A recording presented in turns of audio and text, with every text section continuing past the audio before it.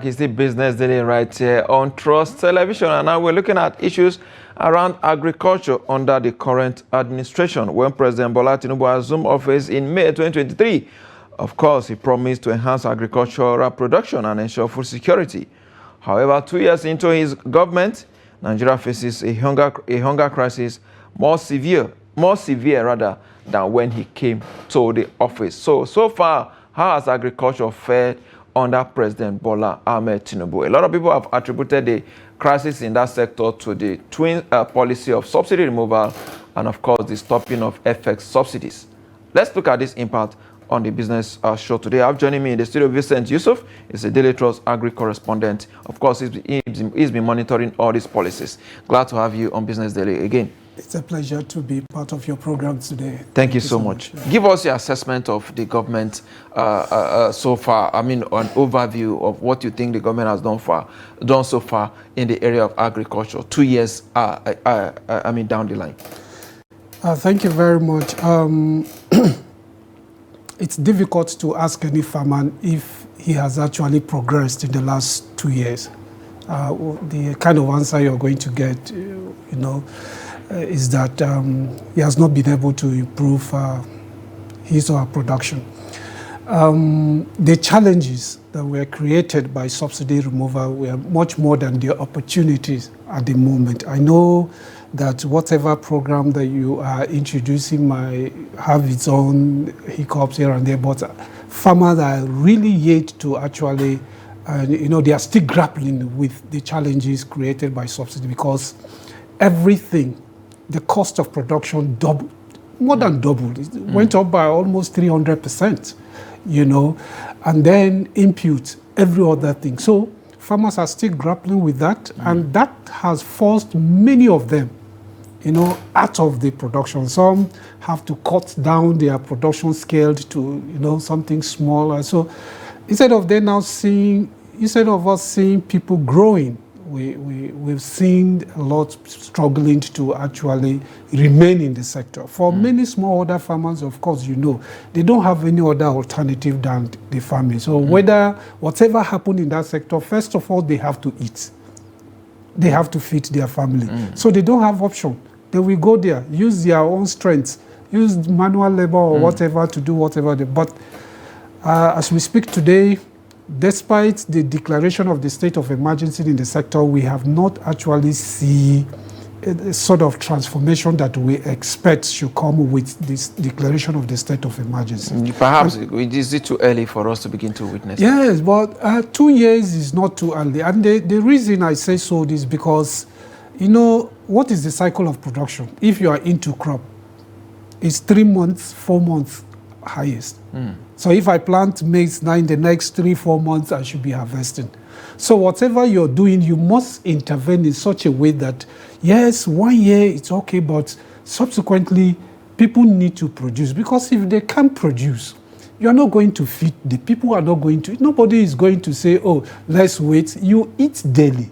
The family have to eat 3 times in a day, so they don't have to wait for the positive impact of your program. So that is why if you're putting you're introducing a new program, you must also look at sectors that are very critical to the survival of your own people. So that, in the long time, we may see the benefit.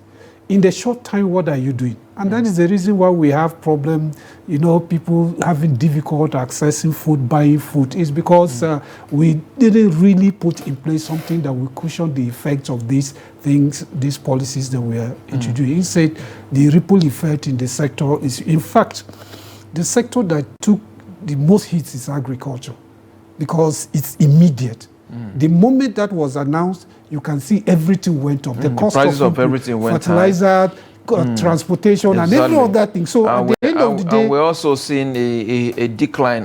We're not saying it's something that has been happening in the last 2 years. The decline in the purchasing powers of Nigerians. Exactly. No, you see, for the farmer, what is key to him is that he can go to the market and buy fertilizer. He can engage labor cheaply. Now, by the time all of these inputs, if you can access them cheaply, the cost of food in the market will also be cheap. But I tell you today, ask any farmer. I'm also active in that space. I can tell you, farmers are not really making any profit as well. In fact, I just spoke with one few days ago, and he told me, he said, look, I put in 63 million and I've lost almost 30 million.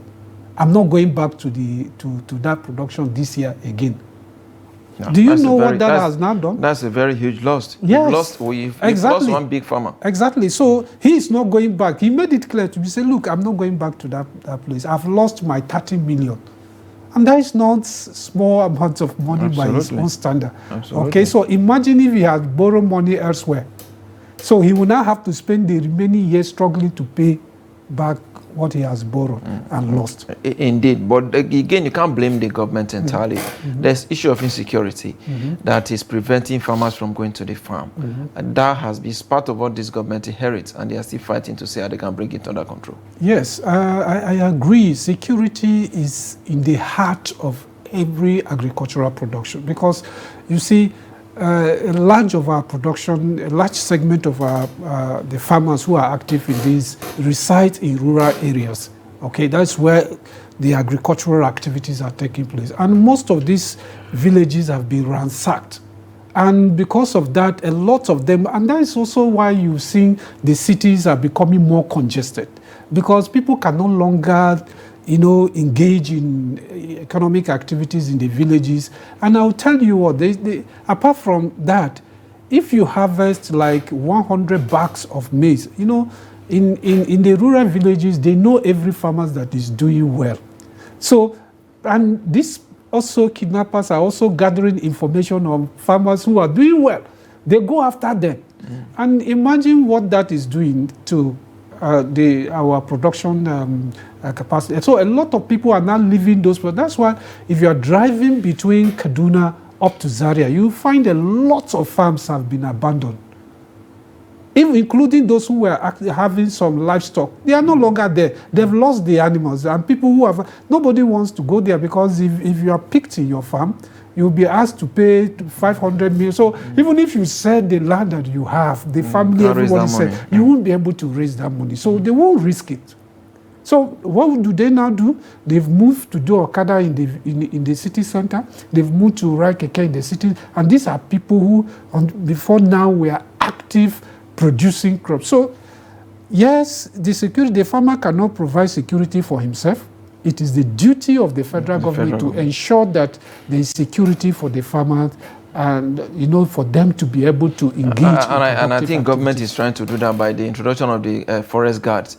It's still in the works, so we hope that maybe, what do you think? Do you think that will address the situation? Well, it is something that we hope. But if you look at what I've been, if you are speaking to farmers, how well equipped would they be to face the insurgents? The way the insecurity, the nature of the insecurity around the farming communities they are using more of a guerrilla tactics. These are people who don't stay in one place and attack; they move. So they come and hit this village today. You go there tomorrow, they are no longer there. Yeah. They have moved. You may think they are in that state, they have moved to another neighboring state. So we must evolve a model that allowed them to track where are these people coming from, where do they go to, where do they move. We must also know, and I had an interview with someone, he's talking about even for us to look at some unmanned spaces like forests that government officials have not visited in many years. And these are places that have become safe haven for these guys to operate. They operate from those places. Can we begin to look at the situation where we can also look at who and who is in our forest?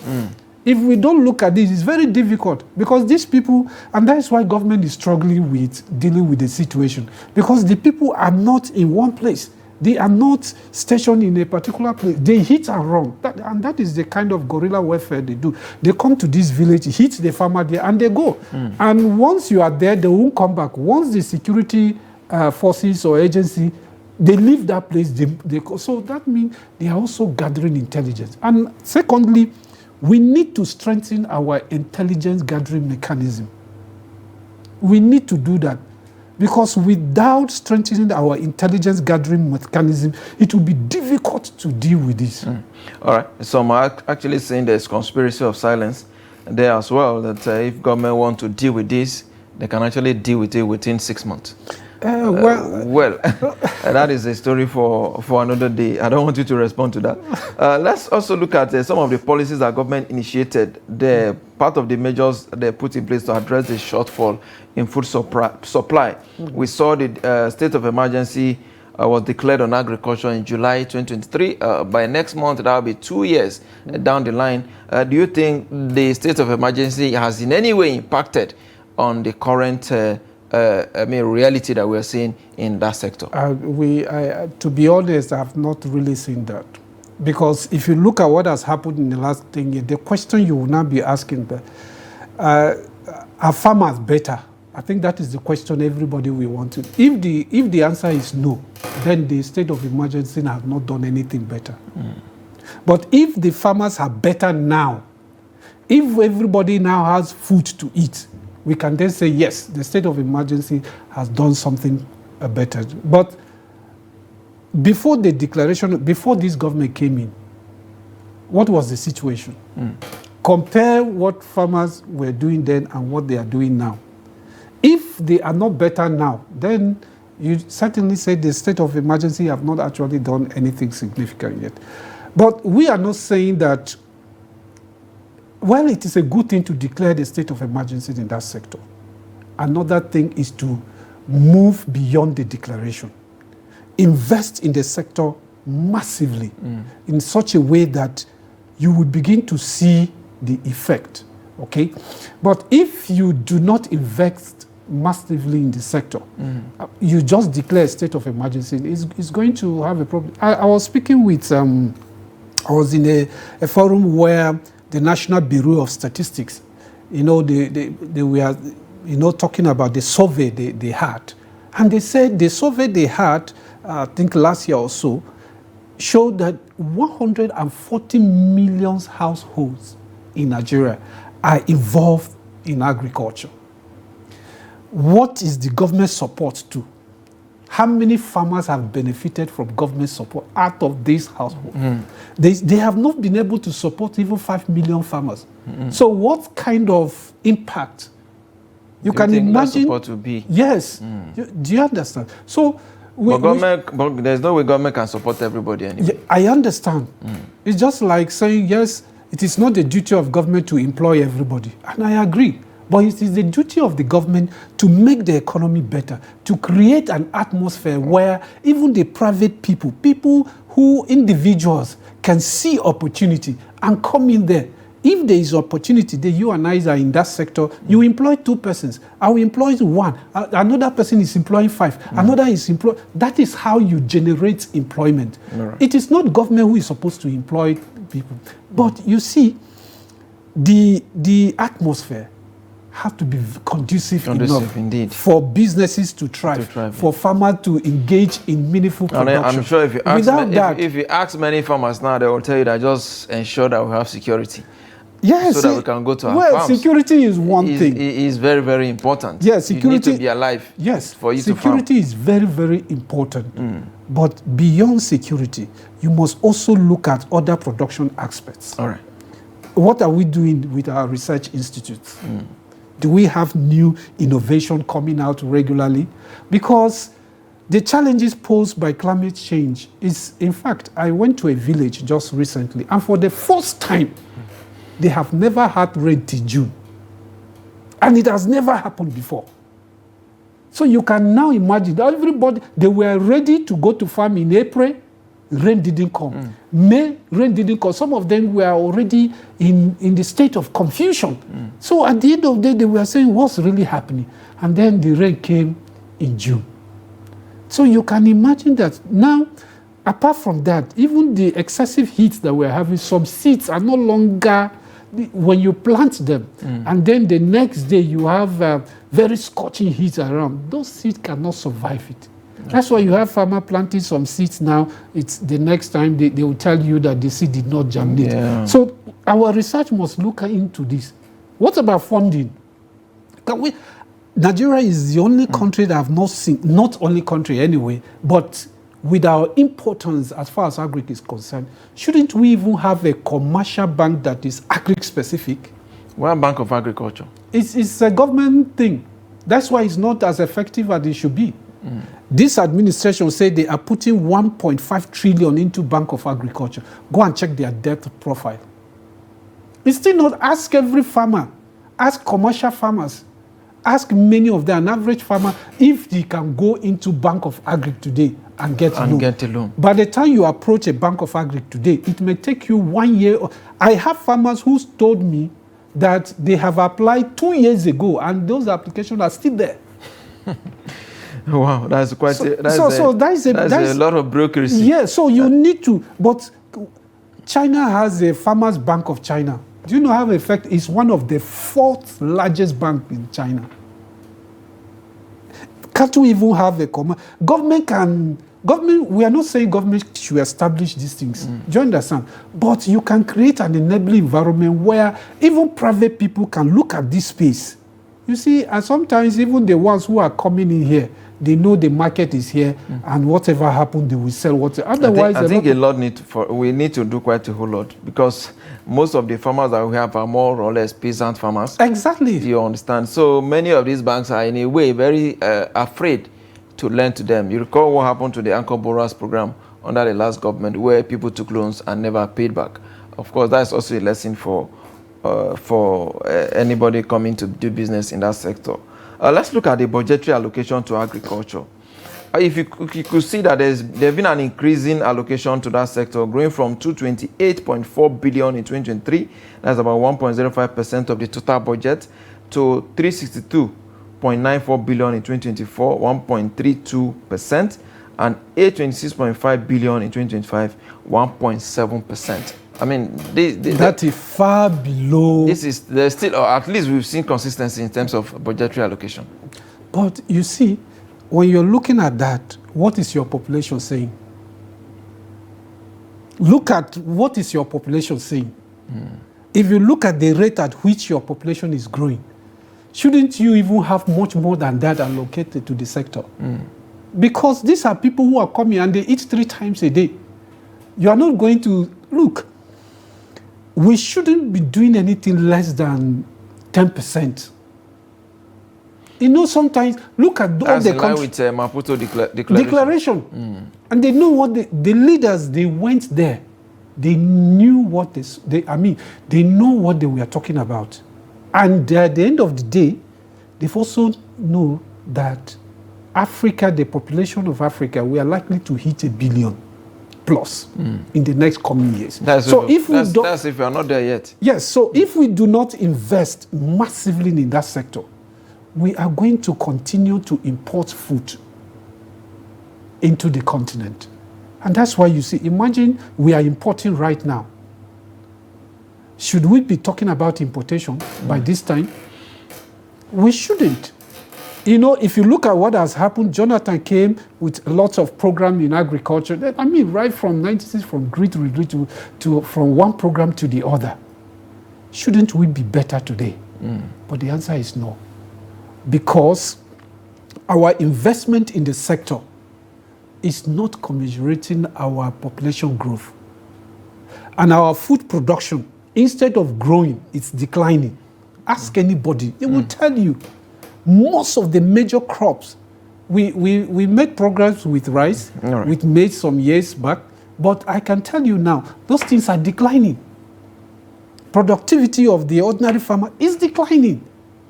So we should see more investment in the sector. In fact, that's why you see, okay, the United States and all others are still investing massively in that sector. Why? Because they know that food security is a major national security.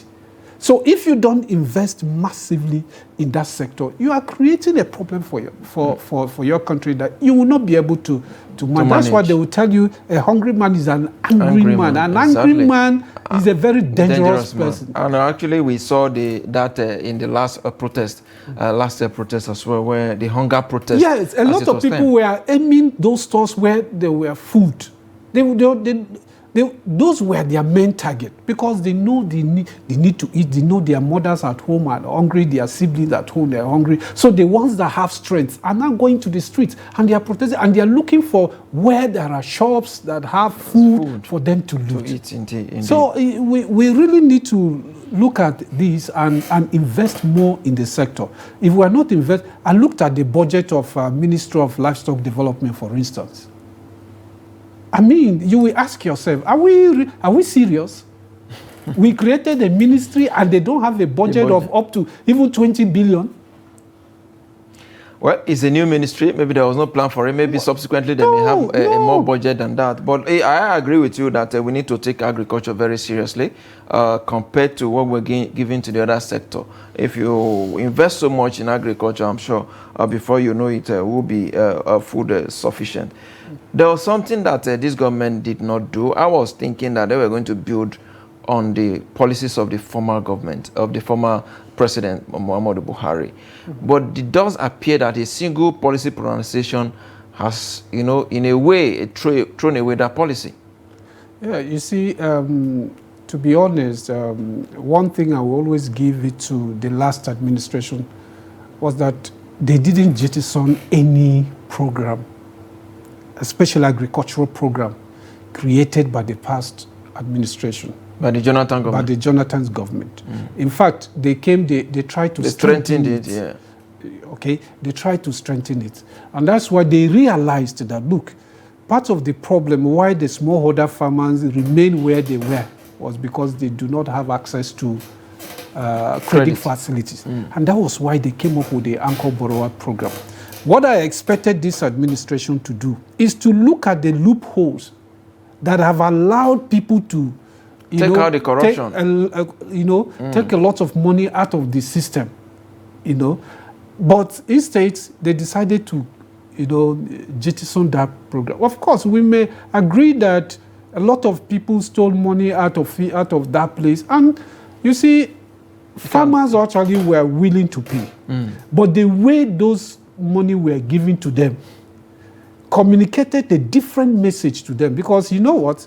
I interacted with... some of them, it felt like it was part of the national cake. Exactly. Because those... And let me tell you, when they went there, some people even went there at the time of election. So they were feeling like it was an election thing. Oh, government came because they want us to vote for them. You can imagine you go to a place, you want to give farmer loan, and then the first thing you are asking, where is his voter's card? You are already communicating a message to him that this is about election. Because he knows his voter card is about election. That's perhaps politicians taking advantage of government policies. Exactly. And then some of them went into some politicians went to their communities and said that those things, they facilitated it. So the message that they communicated to the farmers were that we are giving you this thing free of charge so that you can vote for us. It is our own government. It is our own party that came up with that. When you communicate that kind of message, you are telling them that, okay, this is about party, it's about election. So this is free. Free, indeed. My community benefited, but when I was interacting with them, I realized that many of them do not even understand that these things... It was a loan that they had to pay back. It was a loan, actually. They didn't know. A lot of them were even arguing with me. So it means that... there's no proper awareness. There's no... Exactly. So what they needed to do is to look at all those issues and see how you addressed it. In a probably manner communicate properly to farmers. Because imagine if they have continue to implement that program and they continue to strengthen it. By now, we have near perfect system where the farmer can go. It mustn't be cash, okay? Then at the end of the day, I collect all the inputs and whatever I need to engage the labor, and then I will pay. That way, you will continue to have increased production. Absolutely. Yes. All right. Let's look at the dry season farming initiative of this government. That was introduced there with a plan to use about 500,000 acres of farmland financed by the African Development Bank to the tune of $134 million. I mean, to promote an all-year-round farming. Can you tell us where this farm is situated? And the location and, of course, the yield from some of these farms? You know, even the ministry don't have, they don't have the accurate data of how much they have. They will tell you they have. But I can tell you that it is data they will not put in the public space. You know why? If you put that data in the public space, people will interrogate the data. How much food have we produced with $134 million US dollars? That is a lot of money. Do you understand me? Now, the reports I got from even some of our state correspondents that we have interacted with, we've been doing on this, is that some of the farmers who actually benefited, because you know it was they were trying to take wheat, for example. Some of the farmers who got those things were not wheat farmers. So when they got it, they took it to the market and sold it. And so that was a problem to that particular initiative. So we've not been able to see... My concern really is, where is this 500,000 acres of farmland? Well, they were spread across many states. You know, usually they try to take advantage of those. It's important that we get a location of these farms so that we can verify. Exactly. And I think you should ask that question yourself as well. It's something that we've been asking all along, you know. If you go to some locations, if you go to Kano, the Kadawa Valley, for example, you know, a lot of the dry season rice farmers are also doing wheat production. Okay. Now, if you go to Kebbi, if you go to Jigawa, you also see some of these things, that some of these farms. But the thing is that there were certain places that they benefited, okay? But at the end of the day, they took it. In fact, there was a report that we had where the community that benefited from that program were not actually wheat producing communities. And they left other communities who were... So I spoke with a lot of wheat farmers, and they said, look, these things were given to people that we know are not wheat farmers. Indeed. You know, in communities, they know who is a farmer. They know who is producing what and no. So once you go into that community, they know. They can tell you the person you are giving is not a wheat producer. He has no records of producing wheat. Of course, quite a whole lot of anomalies happening in that sector. Let's talk about the partnership with John Drill. Of course, you know about the tractor. John Drill is a tractor manufacturing company. There was an MOU that was signed in November 2023 for them to deliver 2,000 tractors annually to Nigeria. How many have we received so far? Are we taking delivery of the 2,000 tractors at least the first trenches? Well, I have been privileged to cover 5 ministers of agriculture. And I can tell you that almost all of them have had MOU with John Deere to supply tractors. But let me tell you, why have they not been able to receive those tractors? Because John Deere wants to see a robust financial system that can guarantee the supply of those. You cannot ask them to bring in 2,000 tractor or 10,000 tractor, and then you are now without a financial system that can pay for those things. What if they bring in those tractors to Lagos, and at the end of the day you say, no, you are now moving to Mahindra, to now have another, just like this government has now moved to Belarus, and have gotten now Belarus tractors in. Those people are private, they are well organized, they know. Before they supply, they want to see a system that clearly define how they are going to. The banks were a little bit reluctant to finance this. Yes. So I remember in one meeting that we attended, they raised several issues around financing the supply of the tractor. And that is the reason why those tractors are not here. That's one. Two, I still think that we should look at technology that will be cheaper for our people to maintain. And organize commercial farmers who can manage sophisticated tractors like those of John Deere and the rest of them. For an average smallholder farmer, it does not need a smart, that very complicated tractor. But you see, our problem is that even our commercial farmers, we have not asked any government official to tell you the number of commercial farms we have in Nigeria.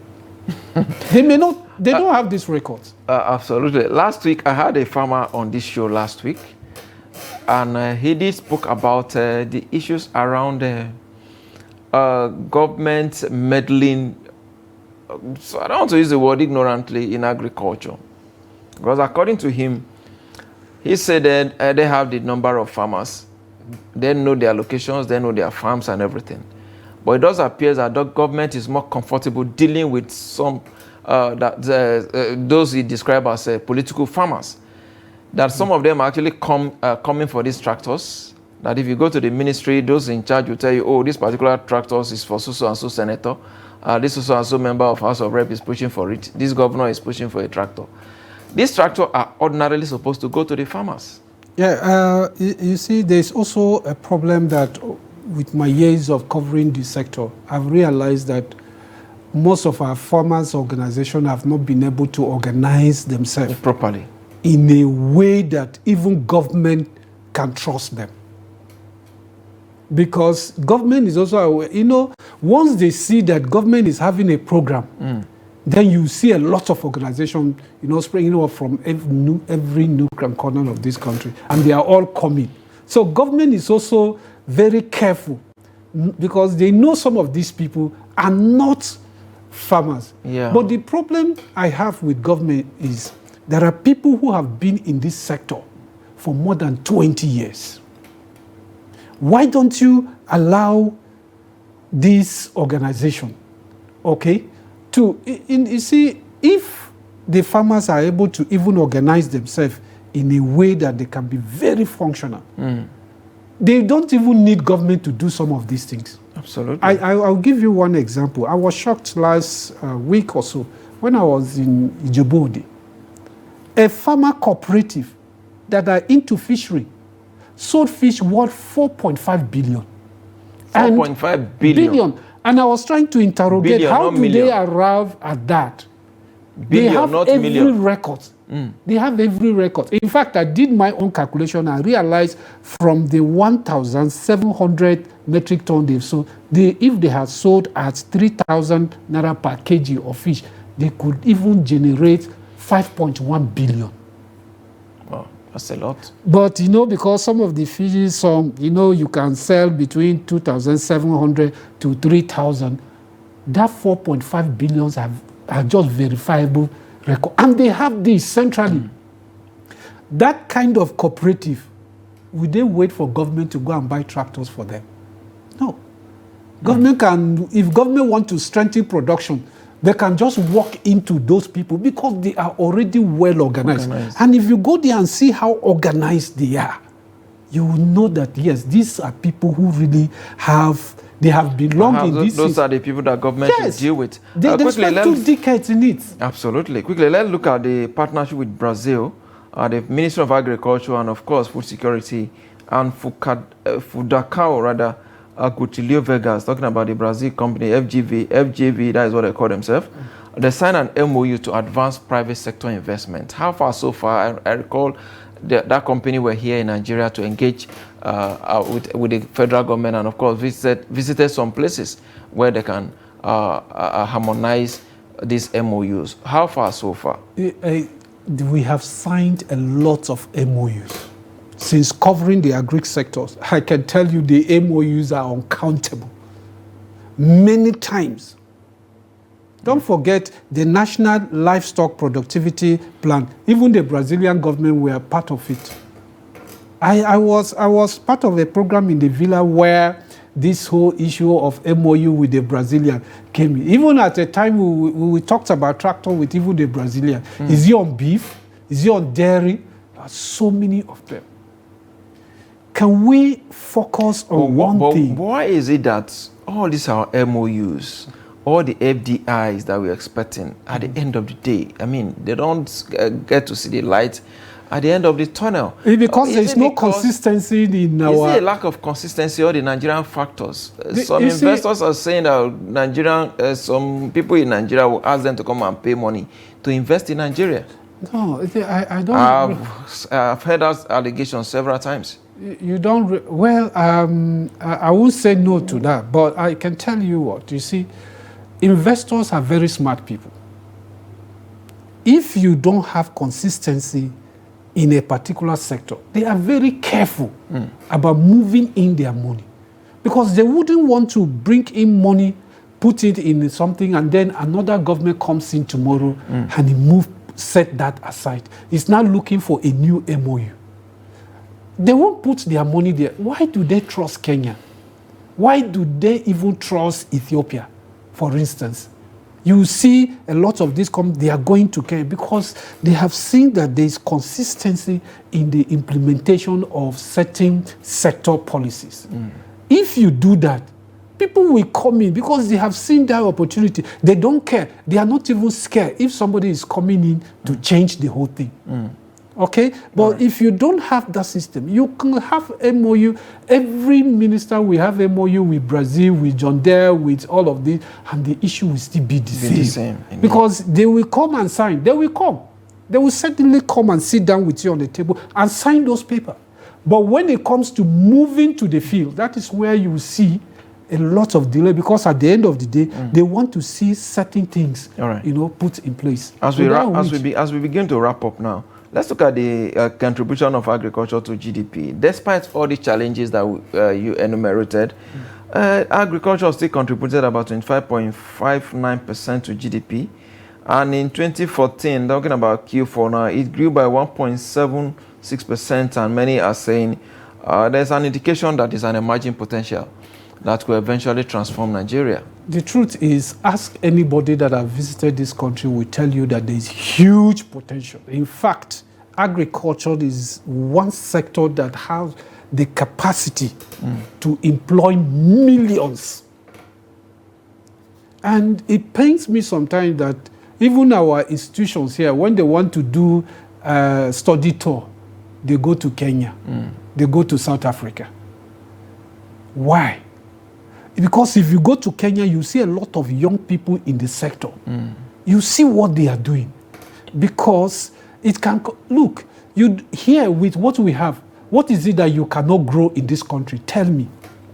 There is no region, at whatever crop that you have, there's a particular place, there's a particular region, there's a particular ecology here where you can grow it. We have the land. We have over 3 million potential for irrigation. Are we investing enough in irrigation facility? The answer is no. Absolutely. We are not investing. Assuming we are even doing 1 million of our irrigation potential. Do you know what that will do? It will check our livestock. We are among the top 5 countries in Africa with the largest animal. What do we do with it? That's another yet sector. The sector, that subsector is not well organized. We hope that the ministry, now that we have a ministry in charge of that, they can organize it. I tell you what, I've gone to villages where I see young people are building houses, and they are farmers who are into cassava, who are into this. So they don't even really need. In fact, I've met one who has left Lagos, left what he's doing, and he has moved to a village to do farming.